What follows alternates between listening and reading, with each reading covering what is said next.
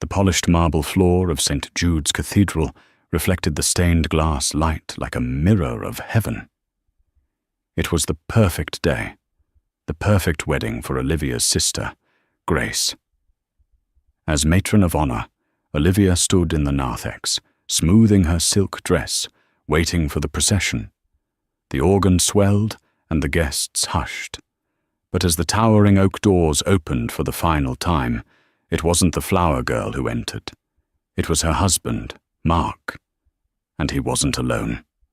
On his arm was Chloe, the 20-something associate from his firm, the woman whose perfume had haunted their home for months, the woman whose name flashed on his locked phone. Mark smiled, a cruel, confident smirk, and led his mistress right past his wife into the front family pew. The air in St. Jude's was thick with the scent of lilies and old polish, a scent Olivia had always associated with comfort, with Christmas Eve services and childhood milestones. Today it choked her. Her sister Grace was a vision in white lace, her hands trembling slightly as she held her bouquet. "You look perfect, Liv," Grace whispered, adjusting the champagne-colored sash on Olivia's dress. "Is Mark here yet?" Dad was getting worried. Olivia forced a smile that felt like cracking porcelain. "He's on his way." A last-minute crisis at the office. The lie tasted like ash. The crisis had a name, and she was fairly certain it smelled of Chanel No. 5 and entitlement. They had fought the night before, a blistering, circular argument that ended with Mark sleeping in the guest room. He'd sworn he would be there. "For Grace's sake, Liv, don't make this a thing." And now, he was making it the only thing. The organist began the prelude. Olivia's parents, Richard and Eleanor, were already seated in the front pew, the picture of New England dignity. This wedding was as much for them as it was for Grace, a demonstration of their status, their stability, their perfect family. Olivia was the elder daughter, the high school principal, the responsible one. She had married Mark Anderson, a financial consultant with a shark's smile and a portfolio that made her father proud. On paper, they were a power couple. In reality, their marriage was a hollowed-out shell. "Places everyone," the wedding coordinator hissed, her headset crackling. Olivia took her place behind the bridesmaids. The procession began. One by one, the attendants walked, their steps measured to the slow, reverent beat of the music. Finally, it was her turn. She held her small bouquet of white roses, her knuckles pale. She needed to focus on Grace, on the joy of the day. That's when the great doors at the back of the cathedral opened, spilling bright afternoon light onto the stone. A collective sigh and murmur rippled through the pews as guests turned to look. Mark stood silhouetted in the doorway. He was immaculate in his custom Tom Ford suit. But he was not alone. Clinging to his arm was Chloe. Olivia's breath hitched. It wasn't just that he'd brought her. It was the way he'd brought her. Chloe was poured into a tight, sleeveless dress of the brightest crimson. It was a dress designed to be a statement, a declaration of war. Her blonde hair was professionally styled, and she looked around the cathedral not with shame, but with the assessing gaze of a conqueror. Time seemed to slow down. Olivia could feel 200 pairs of eyes pivot from the spectacle at the door to her, the matron of honor, standing alone at the front. She could see her mother, Eleanor, freeze, her gloved hand clutching her pearls. Her father's face turned a dangerous shade of purple. Mark didn't look at Olivia. He scanned the front row, spotted his assigned seat next to Olivia's parents, and began walking down the main aisle. The whispers started, a sibilant rush that followed them like a foul wind. Who is that? With Mark Anderson? Oh my God, that's his wife! Mark and Chloe slid into the front pew, forcing Olivia's parents to physically shuffle aside to make room. Chloe sat down, crossed her legs, and gave Olivia's mother a dazzling, empty smile. The coordinator, oblivious, gave Olivia a sharp nudge. "Go!" Olivia's feet felt like lead, but she moved. She walked down that long, white aisle runner, past her husband and his mistress. She could smell Chloe's perfume as she passed. Mark glanced up, his expression not apologetic, but bored, as if she were the one causing a problem. She reached the altar, her body vibrating with a humiliation so profound it was almost physical. She turned, her back to the congregation, and faced the priest, Father Michael. Father Michael was a kind man, with wispy white hair and eyes that had seen everything. He had baptized Olivia and Grace. He had counseled her parents. He was officiating today as a family friend. As Olivia took her place, she saw his gaze drift to the front pew. He frowned, a deep, puzzled line between his brows. He looked at Mark, then at Chloe, and then back at Mark, his expression unreadable, a flicker of something that looked less like judgment and more like confusion. Then the organ swelled to its crescendo. "Here comes the bride," began. The congregation stood, and Grace, radiant and oblivious, began her walk toward a new life, completely unaware that her sister's life had just publicly imploded. The ceremony was a beautiful lie. Olivia stood beside her sister, a fixed smile painted on her face. Her hands, holding the edge of Grace's veil, were shaking so badly she had to grip the fabric. Every word Father Michael spoke about love, fidelity, and the sanctity of marriage felt like a personal, targeted attack. "Marriage is a sacred covenant," he intoned, his voice warm and resonant. "A holy bond between two souls, entered into with honesty and full commitment, forsaking all others." Olivia risked a glance over her shoulder. Mark was leaning back in the pew, ankle resting on his knee, the picture of casual indifference. Chloe, however, was leaning into him, her crimson-clad shoulder pressed against his suit. She was watching Olivia. A small, triumphant smirk played on her lips. She wanted this. She wanted the public spectacle, the proof that she had won. The whispers continued. Olivia's Aunt Beatrice, 3 rows back, was leaning so far into her cousin's space they were practically sharing a hat. The sound was a low, constant hum beneath the sacred music, the sound of her reputation being shredded. She flashed back to 3 weeks ago. She'd found the receipt. A business dinner at a restaurant she'd never heard of, followed by a charge from the Omni Parker House Hotel in Boston. When she'd confronted him, Mark had unleashed his unique brand of psychological warfare. "You're checking my receipts now, Liv. Is that what we've become?" he'd said, his voice dripping with disappointment. It was a networking event. "We put up the clients from the London office. You're being paranoid, and frankly, it's exhausting." He'd made her feel small. He'd made her apologize. He had gaslit her so effectively that she'd begun to question her own sanity. But seeing Chloe now, in that red dress, in the family pew, the truth was undeniable. The gaslight was extinguished, replaced by the harsh, fluorescent glare of reality. Father Michael's gaze kept drifting back to Mark. It was distracting. The priest knew Mark, of course. He'd attended their wedding 6 years ago, though a different bishop had officiated. But this wasn't mere recognition of a guest.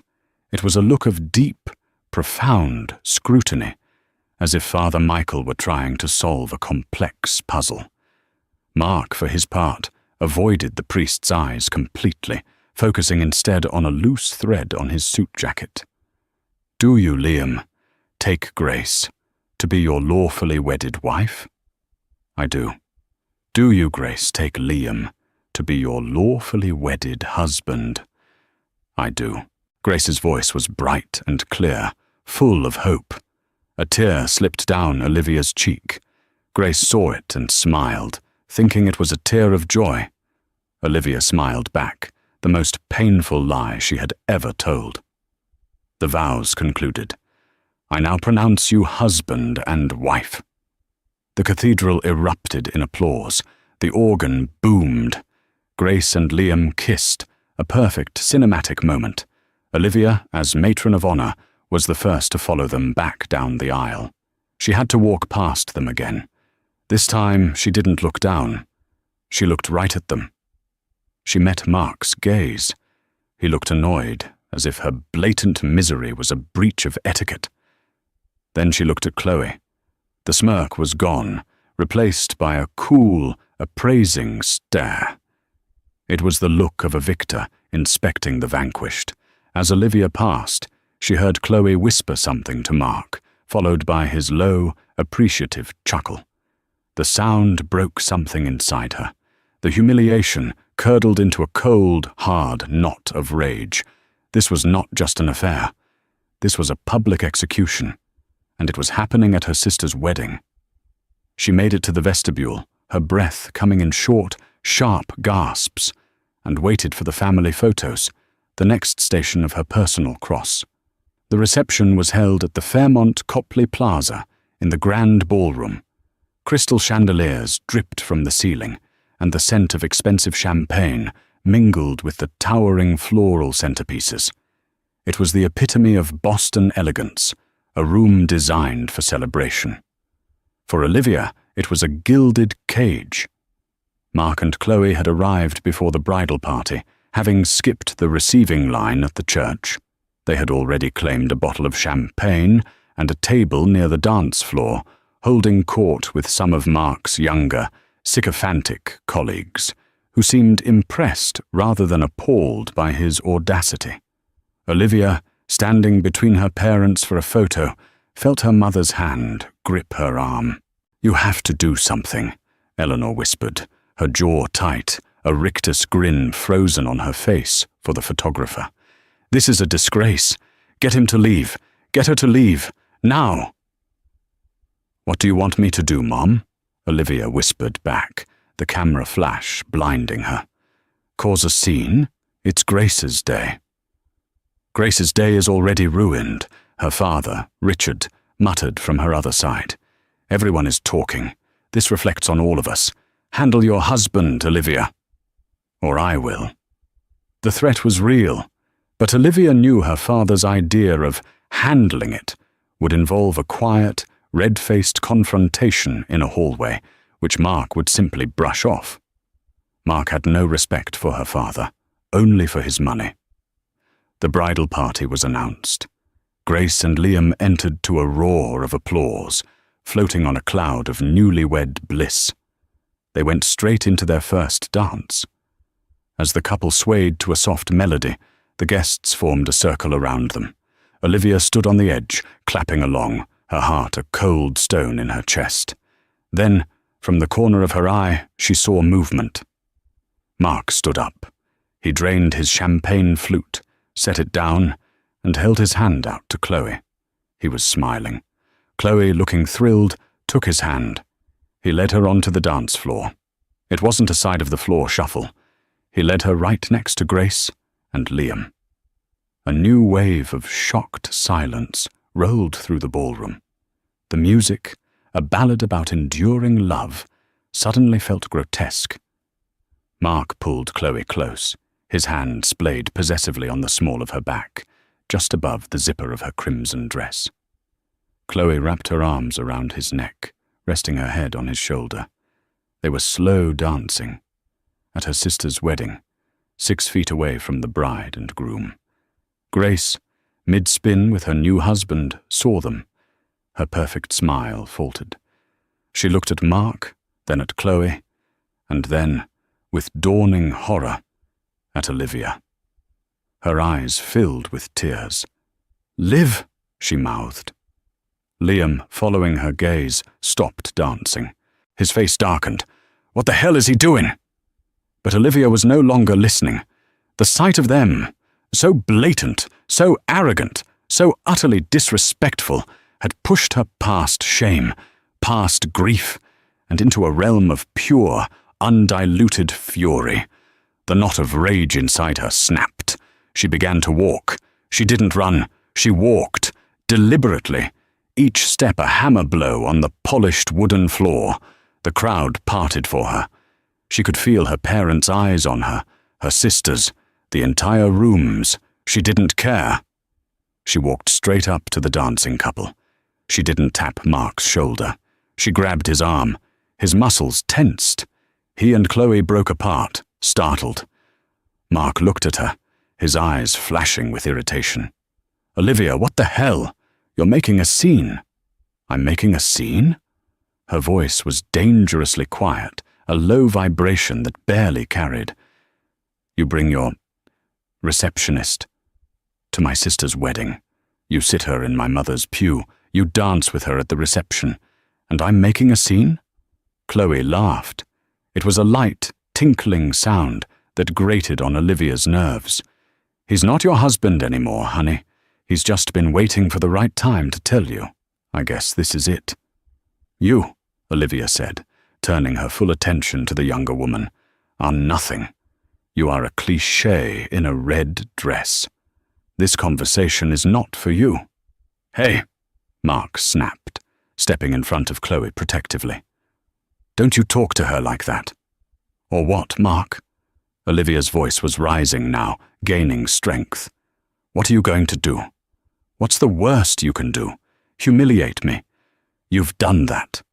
Embarrass my family? You're doing that. Leave me? Please, I'm begging you." The music had stopped. The DJ, seeing the confrontation, had cut the sound. The only noise in the grand ballroom was the clinking of ice in glasses and the sound of Olivia's heavy breathing. "This is not the time or the place, Olivia," Mark hissed, his face a mask of controlled fury. He was a man who prized control above all else. He had orchestrated this to humiliate her, but he had intended it to be a death by 1,000 cuts, a public display of her powerlessness. He had not anticipated her fighting back. "This is the exact time and place," Olivia retorted, her voice shaking but loud. It carried across the silent room. "You wanted an audience, Mark. You brought one, so let's give them the show you paid for." "She's right, Mark," Chloe purred, stepping out from behind him. She was enjoying this. "Tell her. Tell her it's over. Tell her you love me." Mark looked at Chloe, then back at Olivia. He straightened his suit jacket, assuming the boardroom posture he used when he was about to gut a company. He was done pretending. "She's right," Mark said, his voice cold and devoid of emotion. "It's over, Olivia. It has been for a long time. I'm with Chloe now. I was going to tell you next week, after we got back from the conference in Maui, but you forced my hand." He said it with such casual cruelty that the air was sucked from Olivia's lungs.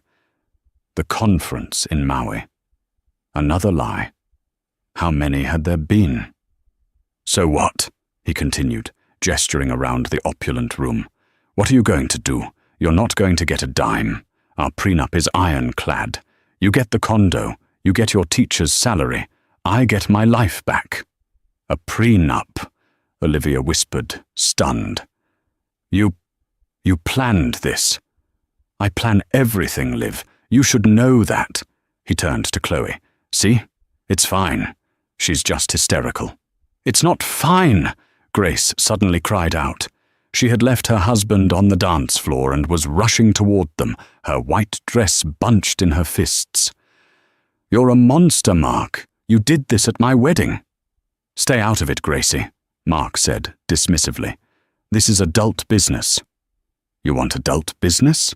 Olivia's voice cracked, and then it steadied, hard as steel. "You think this marriage, this life we built, my family, my sister's wedding day, is just a contract you can terminate? You think it's all just a piece of paper?" Mark actually laughed. It was a short, sharp, ugly sound. That's exactly what it is, Olivia. It's a piece of paper, a document, a legal arrangement that has expired, and I am no longer bound by it. The finality of it, the absolute lack of remorse, was staggering. Olivia felt herself untether. The room tilted. Her family was ruined. Her marriage was a sham, and her husband was a sociopath. A piece of paper, she repeated numbly. Mr. Anderson. A new voice cut through the tension. It was deep, calm, and held an authority that silenced the room more effectively than the DJ had. Father Michael was standing just behind Olivia. He must have come over from the head table, where he'd been seated with a great-aunt. His face was no longer puzzled. It was set in lines of grim certainty. "Father," Mark scoffed, not bothering to hide his annoyance, "with all due respect, this is a private family matter. Go back to your dinner." "I'm afraid it's not," Father Michael said, stepping forward. He was not a tall man, but he seemed to tower over Mark. "It stopped being a private matter the moment you decided to publicly humiliate your wife. But more than that, it became my business many years ago." Mark's smug expression faltered. A flicker of genuine unease crossed his face. "I have no idea what you're talking about." "Oh, I think you do," the priest said, his voice quiet, but carrying the weight of the confessional. "And you are quite wrong about your marriage, son. You're right that it's a piece of paper." He paused, and his eyes found Olivia's. They were filled with a terrible pity. "But it's not the piece of paper you have with Olivia that's the problem. It's the piece of paper you have with Sarah." The name hung in the air, heavy and foreign. Sarah. Olivia stared at the priest. Who is Sarah?" Chloe, for the first time, looked utterly lost. "Sarah? Who the hell is Sarah? Is that another one?" She looked at Mark, her voice shrill. "Mark, who is Sarah?" Mark Anderson's face, usually so tan and confident, had gone a waxy, sickly pale. The veins in his neck stood out. "You're senile," he spat at the priest. "You're a senile old fool, and you're lying." "I am many things, Mr. Anderson, but I am not a liar," Father Michael said. His calm was devastating. "And my memory is, unfortunately for you, crystal clear. You may not remember me, but I remember you. You came to my parish, St. Aidan's in Brookline. It was, let me see, 8 years ago. In the fall. 8 years ago." Olivia did the math, her mind racing. She had met Mark 7.5 years ago. They had married 6 years ago. "You came to me for counsel," Father Michael continued, his voice resonating through the silent ballroom. Every guest, every waiter, every member of the band was frozen, listening. "You were a young, ambitious man. You had a problem you needed fixed." "This is slander," Mark said, but his voice was thin. He was looking at the exits, a trapped animal seeking escape. "You told me you had made a mistake," the priest went on, his gaze locked on Mark. "You told me you had gotten married in Las Vegas. A civil ceremony. A stupid mistake, you called it. The young woman's family was very devout, and they were horrified. So to appease them, you'd had the marriage blessed in the church by a priest in Nevada." Olivia's father, Richard, stepped forward. "Michael, what is the meaning of this?" Father Michael held up a hand. "You then told me, Mark, that this woman, her name was Sarah Jensen, was not working out. You said she was emotionally unstable, and that you were on a different path. You wanted to know how to get an annulment. You wanted the church to erase the marriage, as if it had never happened." The blood was pounding in Olivia's ears. She felt lightheaded, grabbing the back of a chair to steady herself. "You're breaking the seal of confession," Mark shouted, a desperate, wild look in his eyes. "No," Father Michael said sternly. "You did not come to me for confession, Mark. You came to me for administrative counsel, and you offered my parish a generous donation of $50,000 if I could expedite the paperwork. You tried to bribe me. That is an encounter one doesn't forget." "My God," Eleanor whispered, her hand over her mouth. "I told you then what I will tell you now," the priest said. "An annulment is not a do-over. It is a declaration that a valid marriage never existed. And yours was valid. You were both consenting adults, you had a civil license, and you had a sacramental blessing. I told you that unless Sarah consented, and there were profound, provable grounds, which you didn't have, the church would not, and could not, grant an annulment. I told you that in the eyes of God, you were a married man." Mark was sweating now, his expensive suit clinging to his back.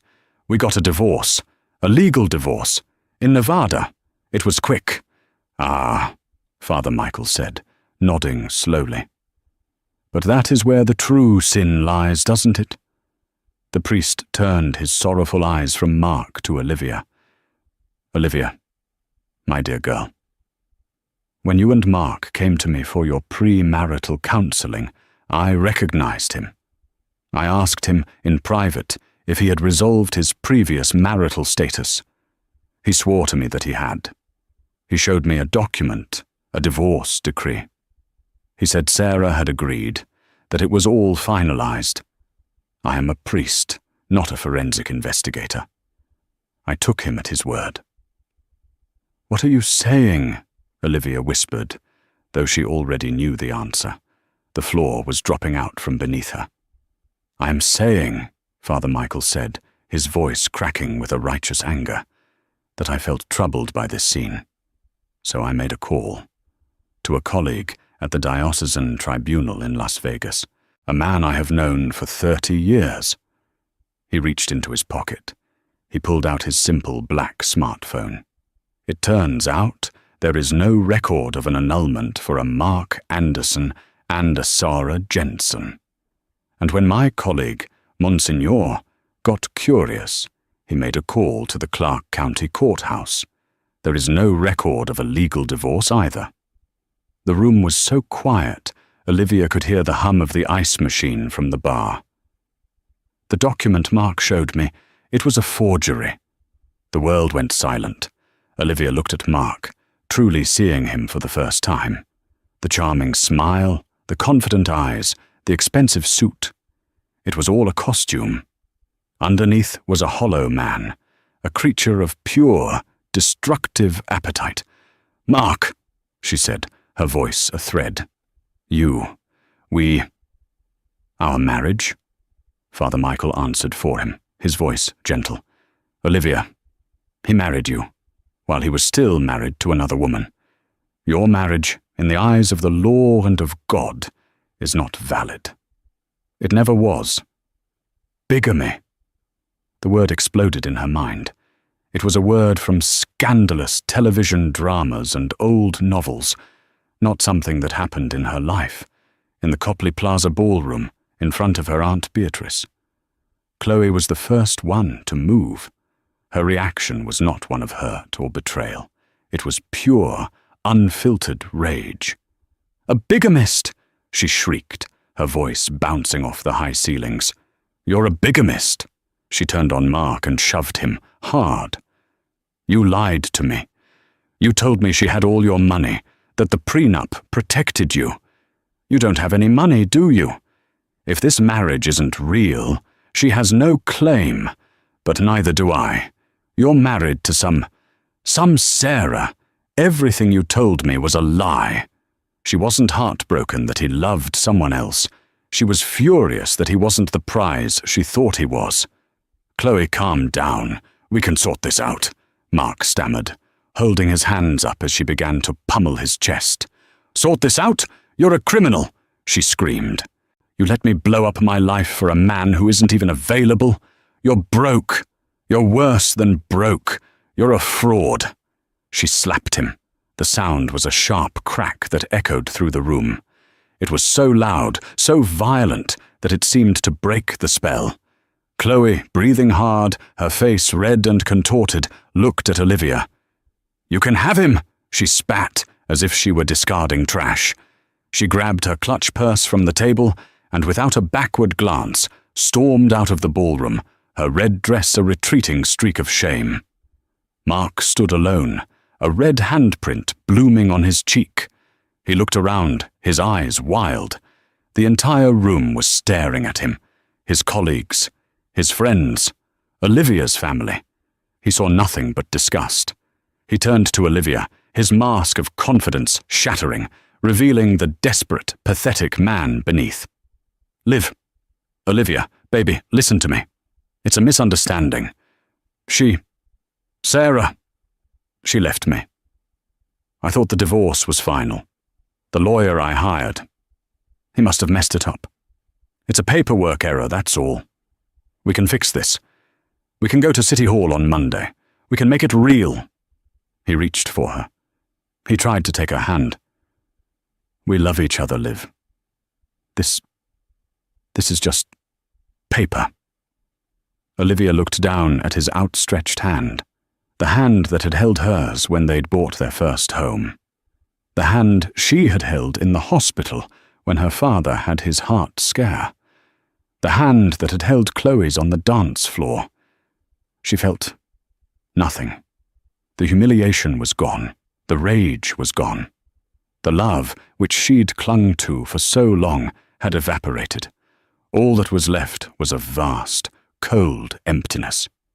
"Don't you ever," she said, her voice as cold and clear as ice. "Touch me again." She pulled her hand back. Her father, Richard, stepped forward, his face grim. "Liam," he called out to his new son-in-law, "call the police." "What? No," Mark yelped, panicking. "You can't. It's a family matter." "Bigamy is a felony, Mr. Anderson," Richard said, his voice rumbling with quiet power. "You didn't just break my daughter's heart. You committed a serious crime. You defrauded her. You defrauded my family. You defrauded the church." Two of Liam's groomsmen, both large men who worked in construction, moved to stand on either side of Mark. He was trapped. Mark looked at Olivia one last time, his eyes begging. "Olivia, don't let them do this. After everything, please." Olivia looked at this man who had stolen 6 years of her life, who had gaslit her into believing she was the problem, who had brought his mistress to her sister's wedding to destroy her. She thought of the piece of paper he had mocked. "It's just a piece of paper, Mark," she said, repeating his own words. "It's just an arrangement that has expired." She turned her back on him. She walked over to her sister, who was standing by the ruined wedding cake, tears streaming down her face. Olivia wrapped her arms around Grace. "I am so sorry, Grace," she whispered, her own tears finally coming. "I'm so sorry I ruined your wedding." Grace hugged her back, tight. "You didn't ruin it," Grace choked out. "He did, and it's not ruined. It's the beginning, for me and for you." Behind her, Olivia heard Mark begin to shout as the groomsmen took his arms. She heard her father's cold, commanding voice. She heard the distant, approaching wail of sirens. She didn't turn around. She just held on to her sister, and for the first time in 6 years, she felt the possibility of being free. The following months were a legal and emotional hurricane. The Anderson wedding scandal became the talk of their social circle, a sordid story whispered over cocktails and at charity luncheons. Mark Anderson, the brilliant consultant, was revealed to be Mark Anderson, the con artist. The police, prompted by Richard's lawyers, located Sarah Jensen. She was a quiet librarian living in Portland, Oregon. She confirmed everything. She and Mark had married young and foolishly. When he demanded a divorce to pursue his career in Boston, she had refused, clinging to a misguided hope of reconciliation. He had simply left. He'd told her his lawyers would handle it.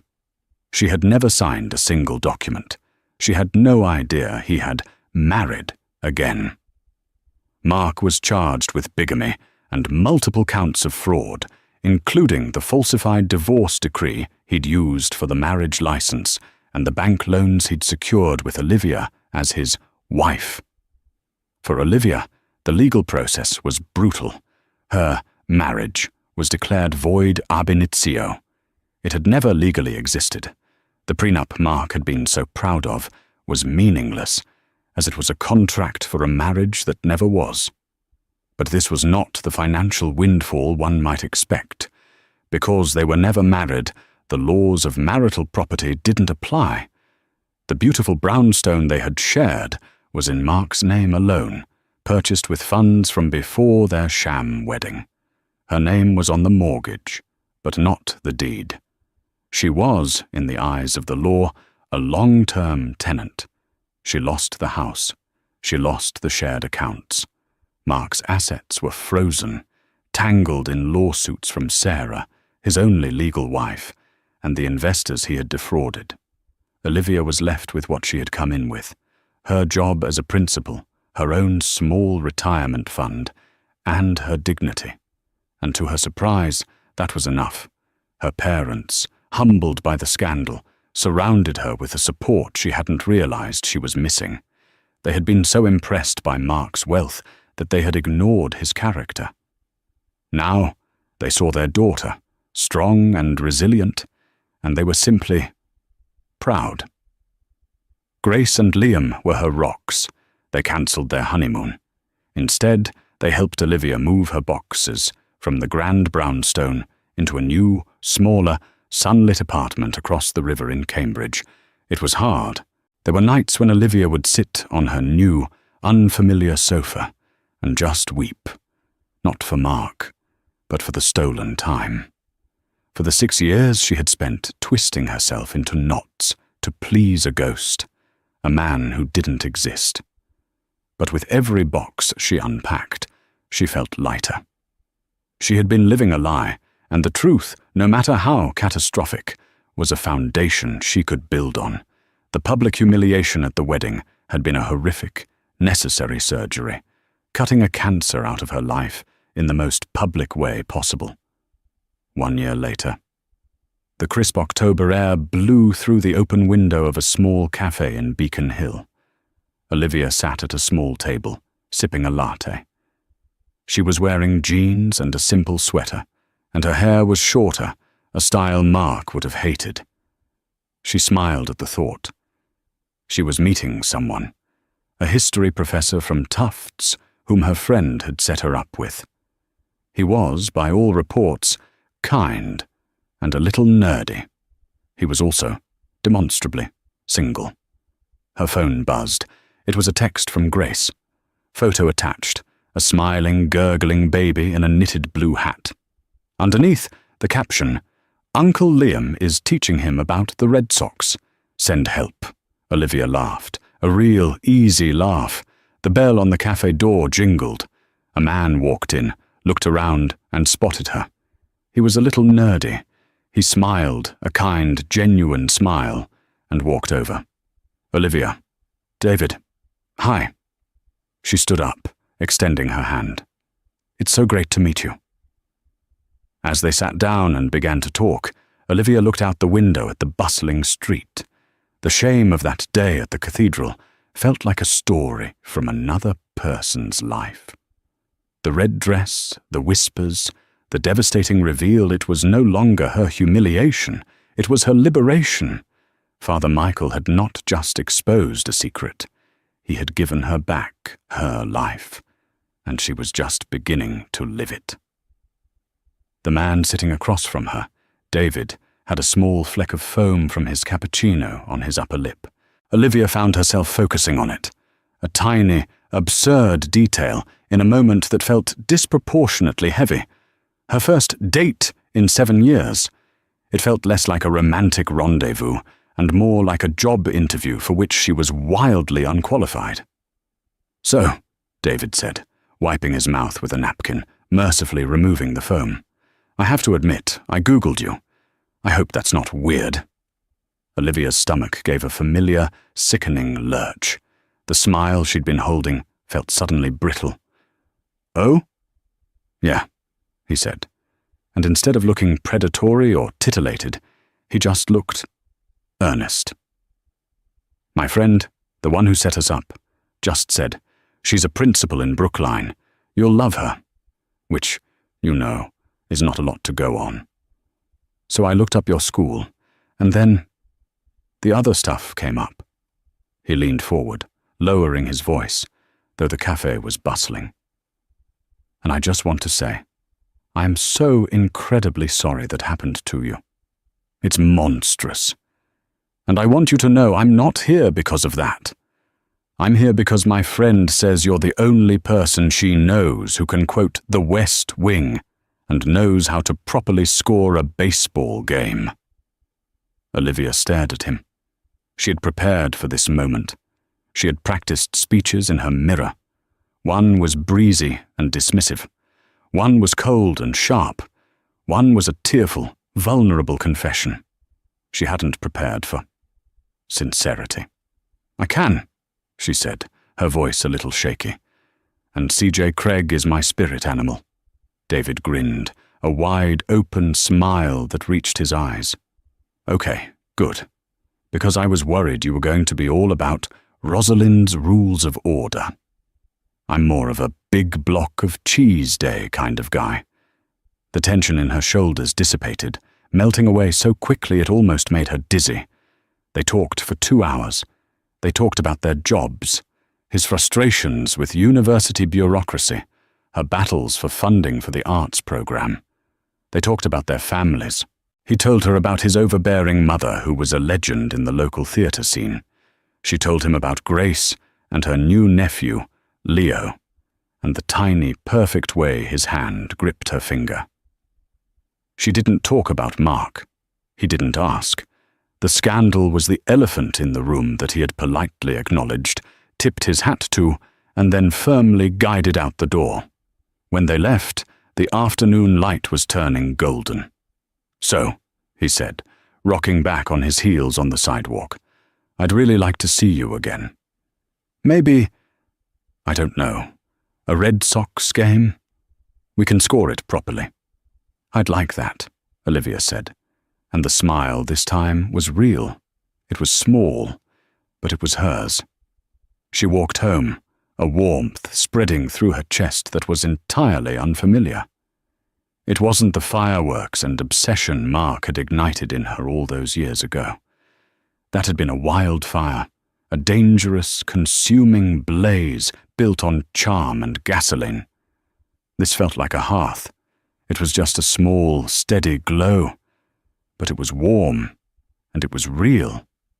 Life, she was learning, was not about the grand gestures. It was about the small, steady glow. Her professional life had become her anchor. The scandal had, of course, ripped through the school community. The first PTA meeting after the wedding had been a trial by fire. She'd walked into the auditorium, her posture perfect, her suit immaculate, and faced a sea of parents. Some looked at her with pity, others with a lurid curiosity. Mrs. Davenport, a woman who wielded her checkbook like a weapon, had stood up. "Principal Collins," she'd said, her voice dripping with false concern, "given the instability in your personal life and the, well, deception involved, how can we be sure you're exercising sound judgment when it comes to our children?" The room went silent. Olivia had stood at the podium, her hands gripping the wood. The old Olivia would have crumbled. The old Olivia would have placated or cried. The new Olivia had looked her dead in the eye. "Mrs. Davenport, the instability you're referring to was a crime committed against me, not by me. The deception was one I was a victim of, not a perpetrator of. My judgment was sound enough to earn this school its blue ribbon status last year. My judgment is sound enough to have hired the best new math teacher in the state. And my judgment is sound enough to know that my personal life which I have handled with what I believe to be considerable dignity under horrific circumstances, has absolutely no bearing on my ability to run this school. Are there any educational questions?"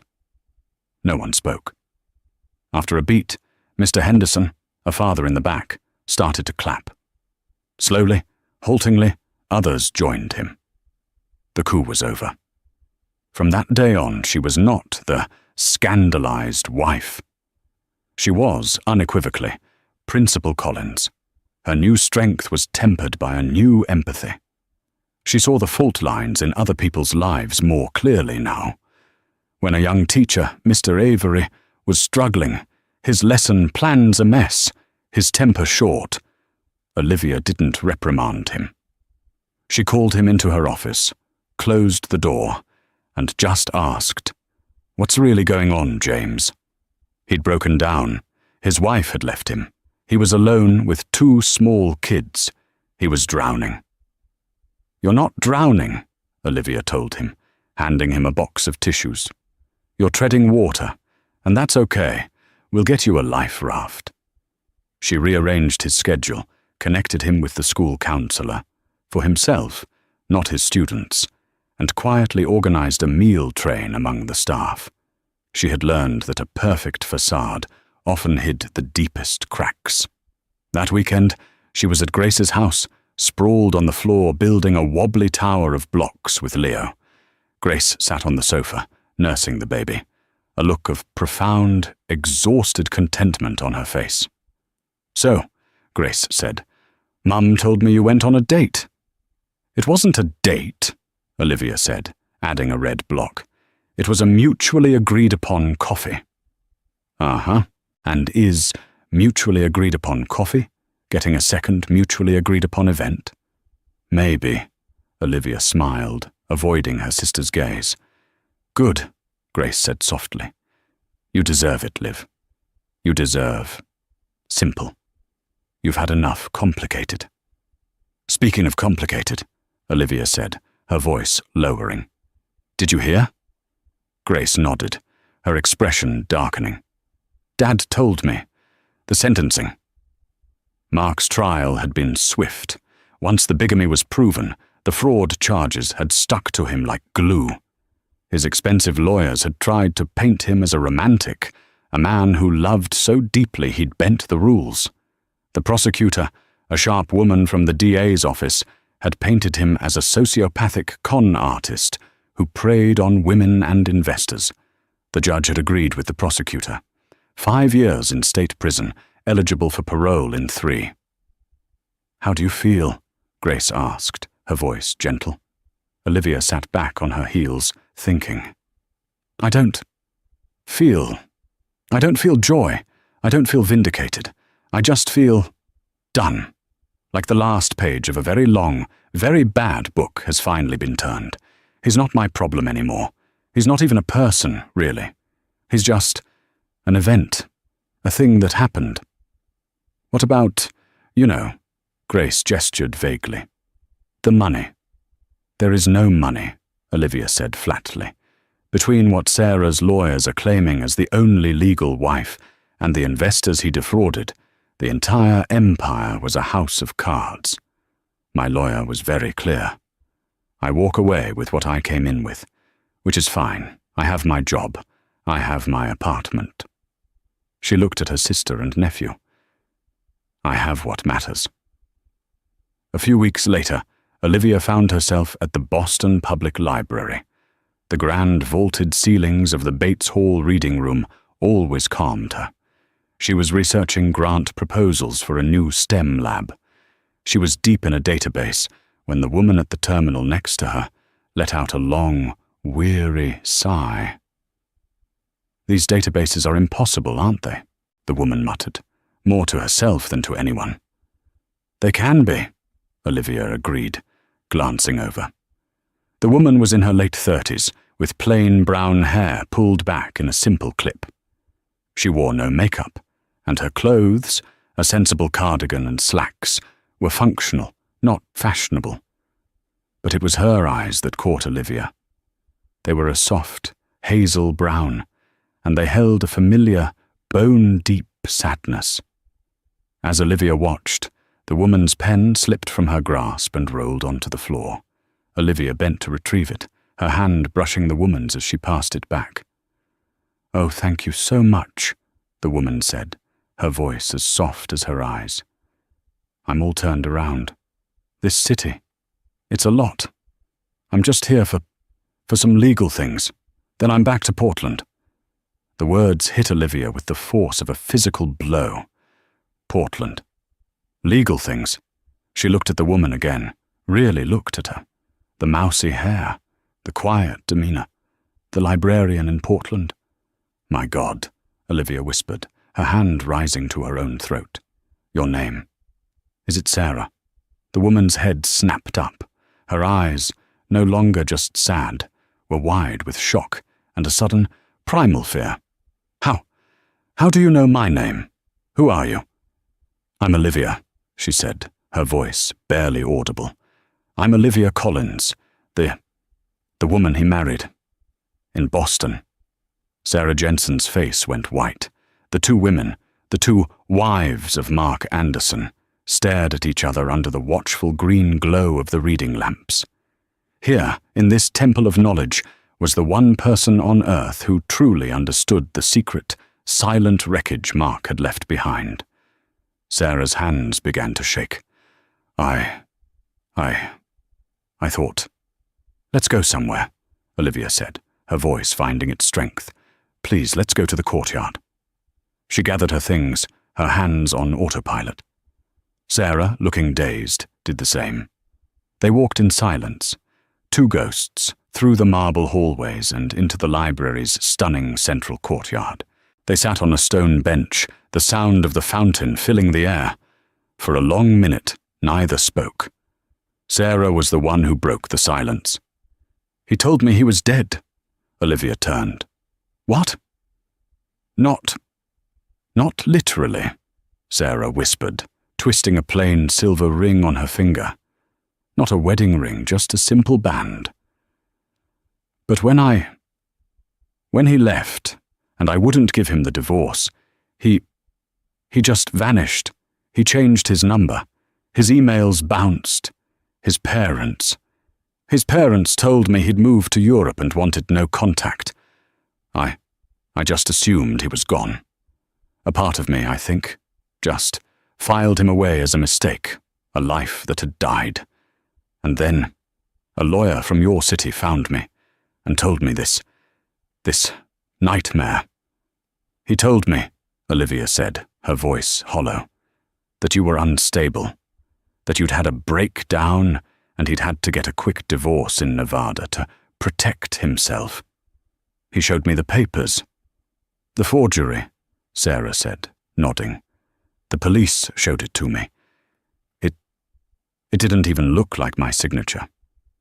She looked at Olivia, her eyes finally filling with tears. "He ruined me for a while. I was so young. I thought his charm was... I thought it was light. I didn't realize it was fire. He was a con artist," Olivia said, the word tasting like poison. "He didn't love you, and he didn't love me. He loved the idea of us. He loved what we represented. You were his devout wife, to appease his family. I was his status wife, to build his career. We were just accessories." "That red dress," Sarah said suddenly, a flash of anger in her eyes. "The papers, the blogs, they all talked about the woman in the red dress. Chloe, they hardly mentioned me or you, just him and her." "She was a fool," Olivia said. "She was just like us, only she thought she was in on the con. She didn't realize she was just another Mark." They sat, and for the first time, Olivia shared the whole story. Not the legal, sanitized version, but the raw, emotional truth. The gaslighting, the way he made her feel small, the public humiliation at the wedding. Sarah listened, and in return, she shared her story. The whirlwind romance in college, the quick wedding, the dawning, awful realization that the man she'd married was a hollow shell, all surface and no substance. The years she'd spent rebuilding her life, always feeling like a failure, like she was the one who couldn't hold on to him. It wasn't our fault, Olivia said, and she was saying it to both of them. It was never our fault. He is a black hole. He just consumes. I have to go, Sarah said, finally, looking at her watch. I have a final meeting with my lawyer before I fly home tonight. She stood up, and Olivia stood with her. Awkwardly, the two women looked at each other. They were bound by a trauma that no one else could understand. They were not friends. They would probably never see each other again. But in that courtyard, they were allies. I hope, Sarah started, then stopped.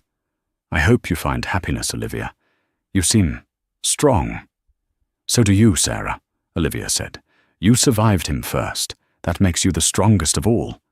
Sarah gave a small, watery smile. She didn't offer a hug, but she reached out and briefly touched Olivia's arm. Thank you. For this. For not hating me. How could I hate you? Olivia replied. We're the only two people in the world who know the truth. Sarah nodded, then turned and walked away, her sensible shoes clicking on the stone. Olivia watched her go until she disappeared back into the library's shadows. Olivia stepped out of the library into the bright, late afternoon sun. The air felt sharp and clean. She thought of Mark in a cell. She thought of Chloe, wherever she had run to. She thought of Sarah on a plane back to her quiet life. And she thought of David and the text she owed him about the Red Sox game. Her life was not the one she had planned. It was not the perfect, gilded story her parents had wanted for her. It was a messy, complicated, and sometimes painful thing. But it was hers. Every piece of it. The scandal, the job, the new apartment, the hope of a simple baseball game with a kind man. She pulled out her phone, the sunlight flashing on the screen. She didn't feel like a victim. She didn't even feel like a survivor. She just felt like Olivia. And she was, finally, ready to see what came next. She smiled and began to type. The truth, when it finally comes out, is often messier and more painful than the lie we've been living. Olivia's world was shattered in front of everyone she knew, but in those broken pieces, she found her freedom. She walked out of that ballroom not as a humiliated wife, but as a woman who had survived an elaborate deception. Her story is a powerful reminder that the foundations we build our lives on must be real, and that sometimes the most public ending is the catalyst for the most profound new beginning. What did you think of Olivia's story? Have you or anyone you know ever faced a betrayal that was so public? It's a terrifying thought. Let me know your reactions in the comments below. Your stories and insights are what make this community so strong. And if you were moved by this story, please hit that like button. Share it with someone who might need to hear it, and be sure to subscribe for more real-life drama every week. Thank you for listening.